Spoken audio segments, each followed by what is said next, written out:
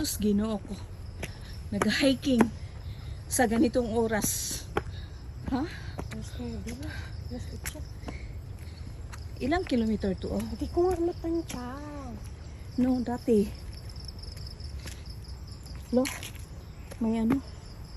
Tawol. Tawol. Auri, ang tigas mo talaga, no?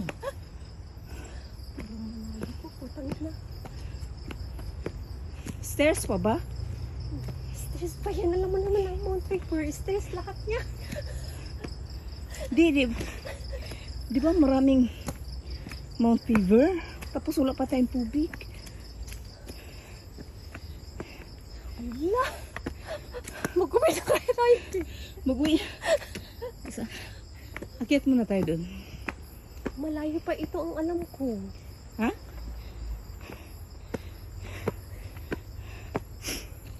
Ala! Lo, ang layo pa. Ayoko na. Auri. Magbaba na tayo. Buang. Saka 5 km na kami. Kaya Mag-uwi na. uwian na. Imagine, sinong mag-hike na ganitong oras?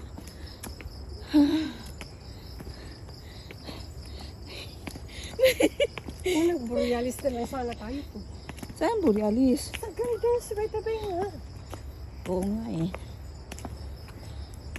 Ngayon sana magpunta si Shine.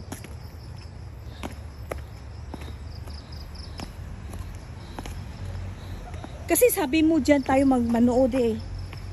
Malayo pa pala. Kaya nga eh. Hindi mo tansya na ilang kilometer.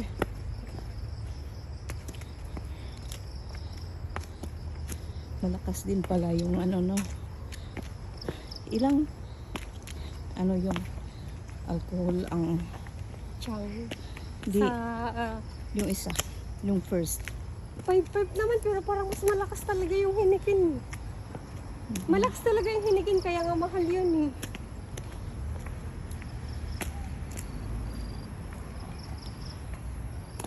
Pero bakit nakalagay 5%? Same. Same lang silang dalawa. Oo, 5. Pero feeling ko mas malakas talaga yung hinikin. Pero naka 5 km naman tayo. Ay, Ginoo ko. Ito talaga si Aure.